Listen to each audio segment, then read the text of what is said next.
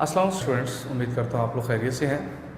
Question number 8 और question number 9 7.3 exercise का ये हम डिस्कस कर रहे थे। जो पहला पार्ट था हमारा जो वीडियो का, इस वीडियो को दो हिस्सों में डिवाइड किया गया था। जो पहला पोर्शन था उसमें हमने क्वेश्चन नंबर 8 को डिस्कस किया था और इस पार्ट में हम करेंगे क्वेश्चन नंबर 9 को डिस्कस। क्वेश्चन नंबर 8 और क्वेश्चन नंबर 9 आपस में थोड़े से मिलते जुलते हैं। वो इस तरह से हैं कि फर्स्ट पार्ट में हमें ये प्रूव करना था कि अगर किसी साइड्स की को राइट बाइसेक्टर ड्रा किए जाएँ तो वो क्या होते हैं, कंग्रेंट होते हैं। अब यहाँ भी कुछ काम उसी तरह का है। हमें प्रूव ये करना है यहाँ पर कि altitudes of a triangle are congruent, कि ऑल्टीट्यूड्स ट्राइंगल्स के कॉन्ग्रेंट होते हैं। अब ये ऑल्टीट्यूड्स क्या होते हैं? ये एक ट्राइंगल ड्रा की है मैंने। अगर इसके ये जो पॉइंट्स होते हैं ये इसके वर्टिसेस होते हैं।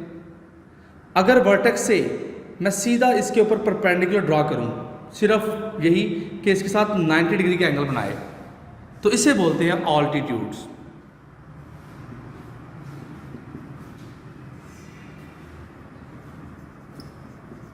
ऑल्टीट्यूड क्या होता है कि ट्राइंगल के वर्टेक्स से सामने वाले साइड के ऊपर परपेंडिकुलर ड्रा करना।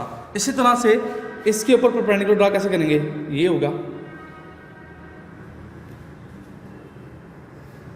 ये होगा, और इसके ऊपर ड्रा करेंगे तो ये होगा। ये आपस में एक पॉइंट पर मिलते हैं, हमें ये प्रूव करना है। तो काम हमारा कल के तरह का ही है, जो लास्ट वीडियो में किया था उसी तरह का हमारा काम है, उसी से मिलता जुलता। तो आपने उसकी बातें जहन में रखनी है और वही बातें हम यूज़ करेंगे।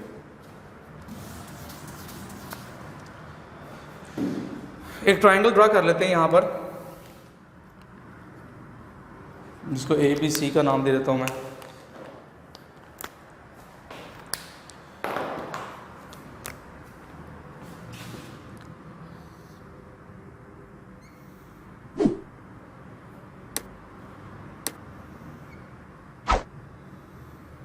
ये एक ट्राइंगल ड्रा किया, A, B और C।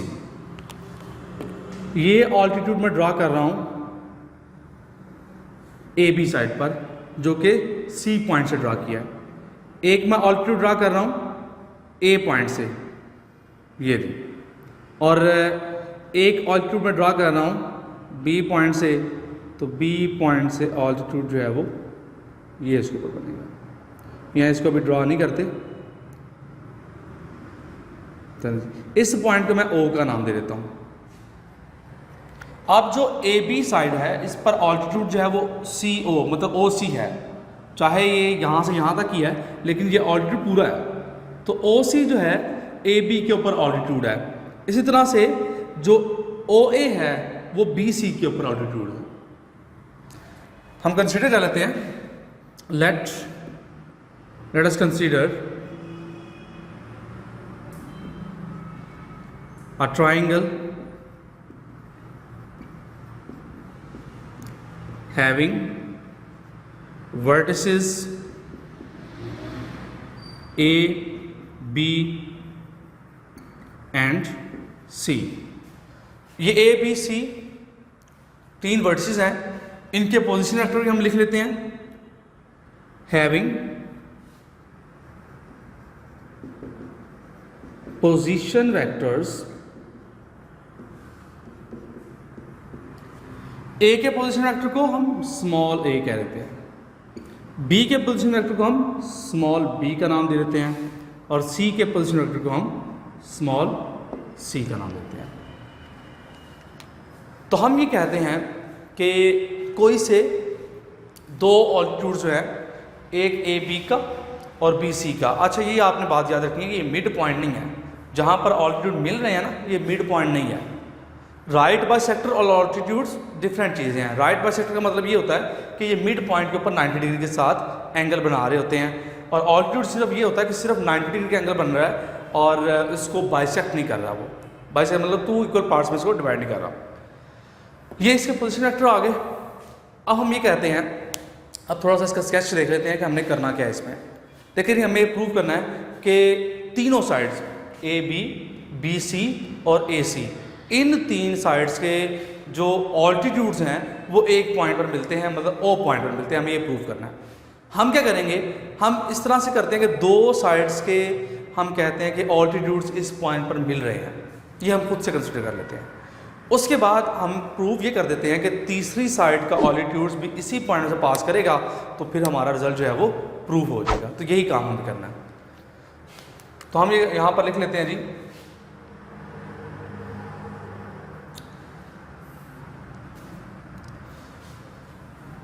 let the altitudes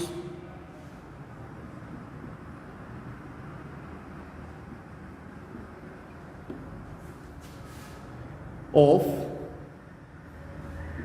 AB and BC meet at point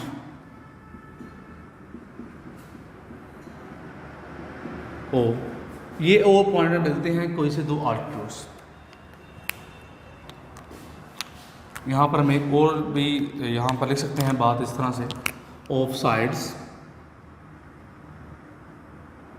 AB and BC, इस तरह से चाहे वेक्टर अगर आपका, क्योंकि साइड्स है तो इसकी लेंथ आएगी, तो AB इसकी मैग्नीट्यूड आएगी, वेक्टर नहीं आएगा।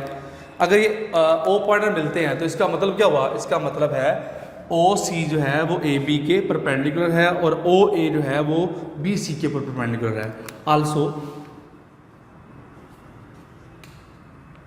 OC is perpendicular on AB। ये मैंने आपको बताया था सिंबल का, इसका मतलब परपेंडिकुलर होता है, मतलब OC AB के परपेंडिकुलर है। देन क्या होगा, OC का डॉट प्रोडक्ट AB के साथ क्या आ जाएगा, 0 आ जाएगा। अब यहां से हम क्या रिजल्ट लिख सकते हैं कि OC C का पोजीशन वेक्टर, C का पोजीशन वेक्टर क्या दिया हुआ है, C दिया हुआ है, और AB का पोजीशन वेक्टर हमें पता है कि B का पोजीशन वेक्टर माइनस A का पोजीशन वेक्टर होगा। कैसे देखें, जो AB होता है, बिकॉज AB वेक्टर ये इक्वल होगा पोजीशन वेक्टर, इस तरह से हम लिखते थे OB minus OA। What is OB? OB is actually the position vector of B point and OA is the position vector of A point. तो इस तरह से हमने पोजीशन वेक्टर B का स्मॉल b कहा हुआ है और A का स्मॉल a कहा हुआ है, तो ये B माइनस A आ जाएगा। तो इस तरह से हमने इसको यूज़ करते हुए इसको सॉल्व किया। तो इसका आंसर क्या होगा, 0 के इक्वल होगा, और इसको अगर हम एक्सपेंड करके लिखेंगे तो ये आएगा C vector dot B vector minus C vector dot A vector, ये इक्वल होता है 0 के। और इस इक्वेशन को हम नाम दे देते हैं नंबर 1 का, इक्वेशन नंबर 1। चलिए इसको हाईलाइट भी कर लेता हूँ क्योंकि इसको यूज़ करना है मैंने।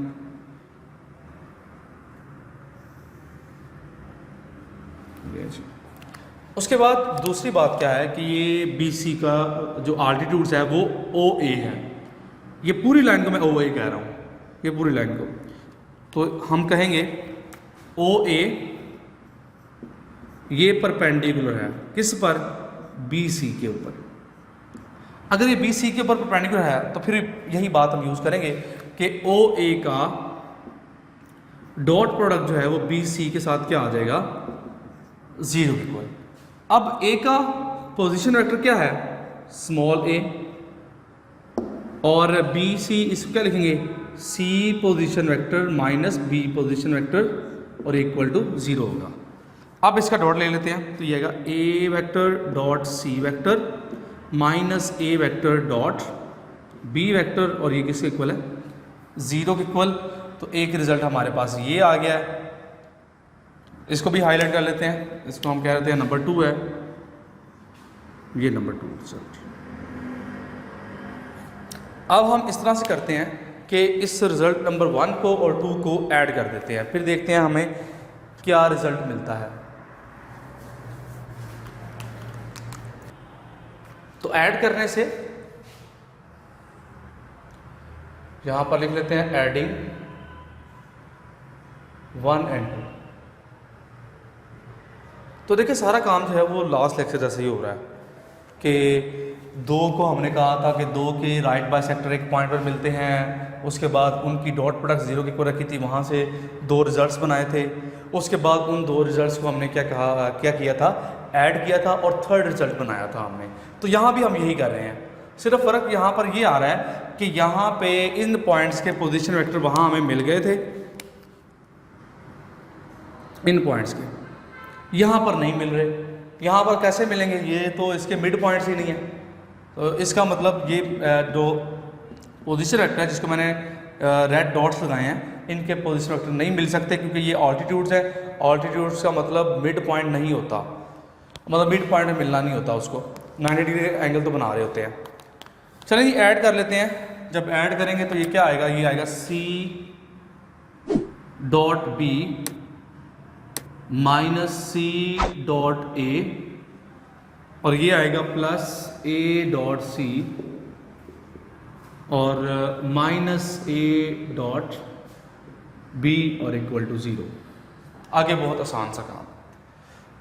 देखिए नहीं, A डॉट B और B डॉट A इक्वल होते हैं। हमने कहा था डॉट प्रोडक्ट जो होता है, जो डॉट प्रोडक्ट होती है वो क्या होती है, कॉम्यूटेटिव होती है। तो इसलिए हम कहेंगे कि C डॉट B, इस C डॉट A चले लिखा रहने दें, और A डॉट C को हम लिख सकते हैं C डॉट A और minus A vector dot B vector और इक्वल टू 0। ये माइनस का है, ये प्लस का, कैंसल आउट हो गया। उसके बाद C dot B minus A dot B और इक्वल टू 0। अब यहाँ पे हमें नज़र आ रहा है कि B कॉमन आ रहा है इनमें, तो हम इसको इस तरह से लिख सकते हैं C vector minus A vector और कॉमन में क्या आ रहा है, B वेक्टर आ रहा है, तो डॉट B वेक्टर आ जाएगा। अब ये क्या है, C माइनस A, इसको हम इस तरह लिख सकते हैं कि C का पोजीशन वेक्टर है माइनस A का पोजीशन वेक्टर हो रहा है, तो ये क्या आ रहा है, ये AC नहीं आ रहा, AC वेक्टर। और ये B वेक्टर किसका पोजीशन वेक्टर है, ये है B का पोजीशन वेक्टर जो कि OB है। तो इसमें भी B आ गया, B नहीं आया, O आया, O आ गया इसमें भी। तो हमें नज़र क्या आ रहा है इसमें कि 2 पॉइंट्स, 2 ऑल्टीट्यूड्स है वो O पॉइंट मिले थे, तीसरे में भी आ गया, इसका मतलब सब में आ गया। इसका मतलब क्या हुआ, इसका मतलब है कि तीनों के तीनों साइड्स के ऑल्टीट्यूड्स हैं उनका कॉमन पॉइंट क्या है, O है। तो हम कहेंगे यहाँ पर दिस इम्प्लाइज OB ये परपेंडिकुलर है AC के, hence altitudes of triangle, altitudes of triangle meet at point O। यही हमें प्रूव करना था इसमें कि ये साबित हो गया और यही हमें प्रूव करना था। तो लास्ट लेक्चर और इस लेक्चर में फिर मैं थोड़ा सा कंपैरिजन कर दूं कि जो 8 और 9 क्वेश्चन कर रहे हैं, दोनों के दोनों क्वेश्चन जो है वो इंपॉर्टेंट क्वेश्चन है, और दोनों के दोनों क्वेश्चन जो है वो अगर आप करें तो इनको साथ साथ लेके चलें, वो कंपैरिजन करें इनका कि इनमें चीज़ों में फ़र्क कहाँ नज़र आ रहा है। तो फ़र्क एक ही बात में था कि ये मिड पॉइंट्स बन रहे थे क्वेश्चन नंबर 8 में, मिड पॉइंट्स थे, तो रेशो फार्मूला लगाया था, रेशो फार्मूला लगाने के बाद हमने इसको निकाल लिया था। लेकिन यहाँ पर क्योंकि मिड पॉइंट नहीं बन रहे तो रेशो फार्मूला यहाँ पर यूज़ नहीं कर सकते और मतलब कि ये पोजीशन वेक्टर जो है वो नहीं निकाल सकते।